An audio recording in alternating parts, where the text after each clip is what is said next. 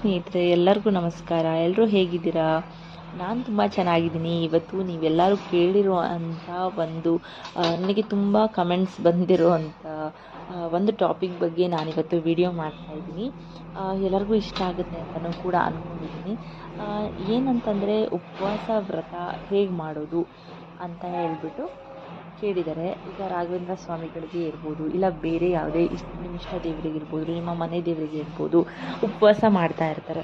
ಉಪವಾಸನ ಯಾವ ಥರ ಮಾಡಬೇಕು, ಯಾವ ಥರ ನಿಯಮಗಳಿದ್ದಾವೆ, ಅದನ್ನು ನನಗೆ ಗೊತ್ತಿರೋಷ್ಟು ನಾನು ನಿಮಗೆ ಹೇಳೋದಕ್ಕೆ ಪ್ರಯತ್ನ ಪಡ್ತೀನಿ ಈ ವಿಡಿಯೋ ಮುಖಾಂತರ.